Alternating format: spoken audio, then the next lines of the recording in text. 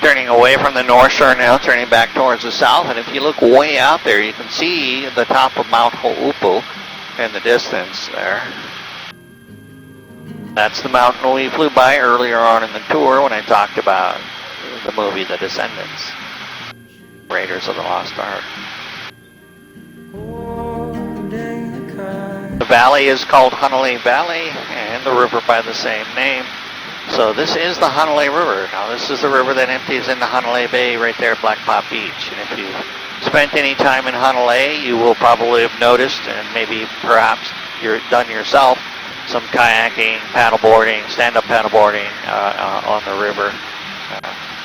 The river right there by Black Pop Beach. Now this upper section is not accessible, even though this is public land. It's never been developed for public use.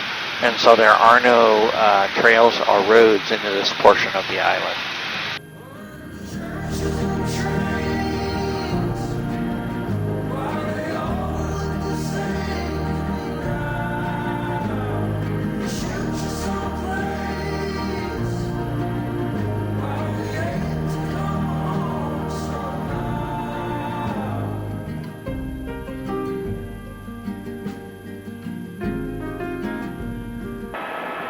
I read something about wild goats on the island?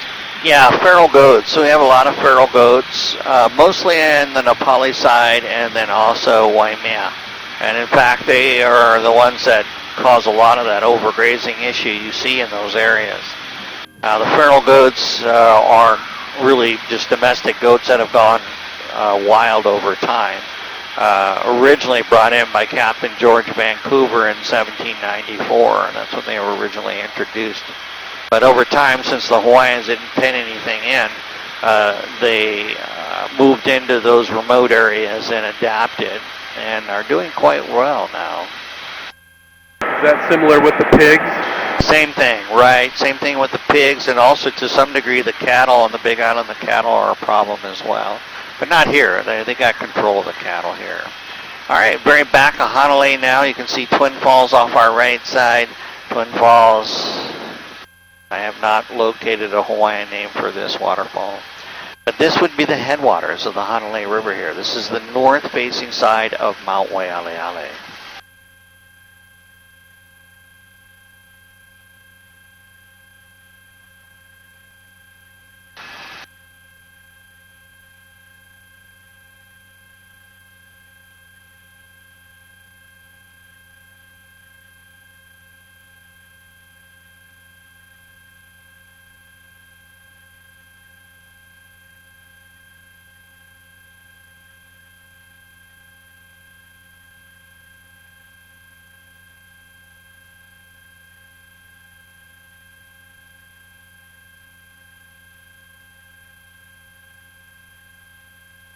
Now what we're going to do is cross over the ridge you see in front of us, and we'll approach Mount Waialeale from the northeast side. That's so we can access the crater, the old extinct volcanic crater called Waialeale.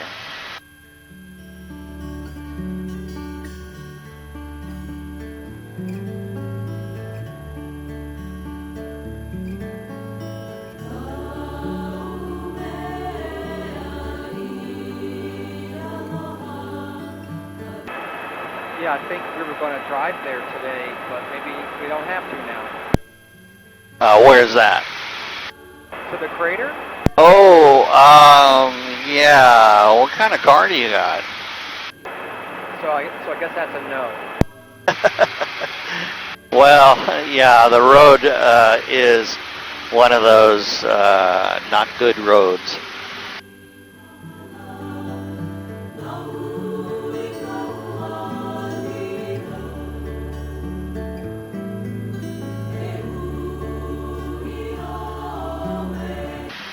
Yeah, that's it, basically, right down there.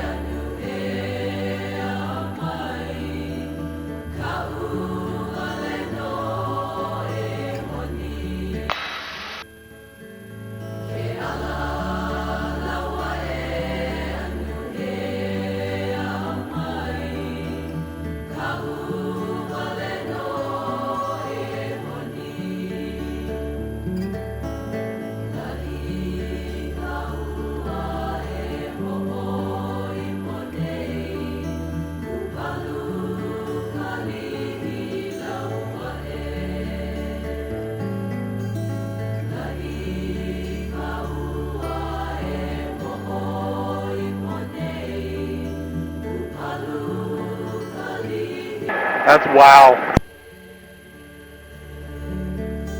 Yeah, the land of waterfalls, huh? Oh yeah. This is, you understand why they call just above us now the wettest spot on Earth. That's about 2,000 feet above us. Or actually, no, it's closer to 3,000 feet. Oh my goodness. Where I get that 2,000 number. About, actually, to be accurate, it's about 2,800 feet above us. So that's a lot of rock above us right now. Yeah, but just absolutely beautiful. And right now, see, we are getting some moisture up there on top. There was, you folks I mentioned, it's been a little bit dry lately. Haven't had a lot of rain. We're supposed to be, I think we're in a little bit of a drought right now.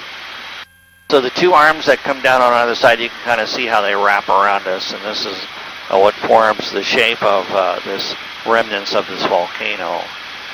Now, the island is 5.1 million years old. It was the first 1.5 million years. That was considered the building or volcanic phase for the island.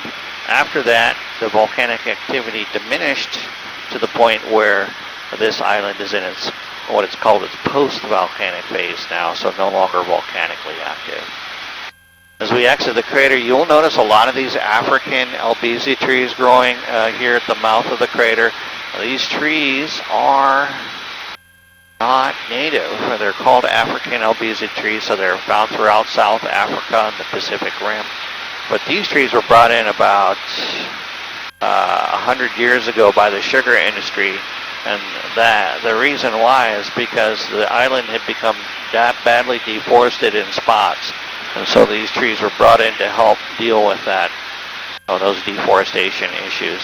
They are considered invasive now, and that's because they are a very self-propagating tree, and they're also very fast-growing. They grow about 6 times faster than the average tree. And so the state of Hawaii is trying to limit or diminish the spread. They do cut these trees on public lands, and they encourage private landowners to cut these trees and replace them with these. These are eucalyptus trees. Now, they're not considered native either. They're just considered less invasive. They don't waste the wood in either case. The trees are used for biofuels, so they produce electricity.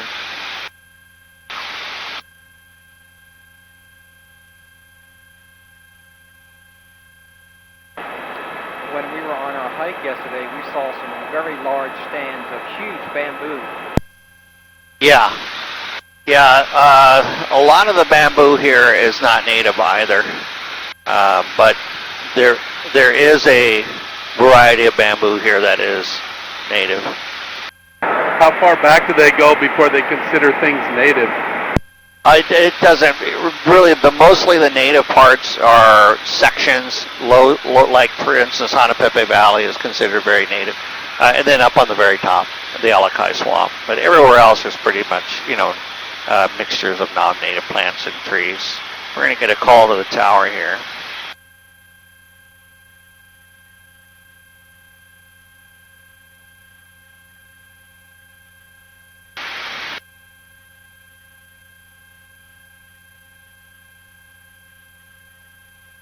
This is where they shot much of the movie Jungle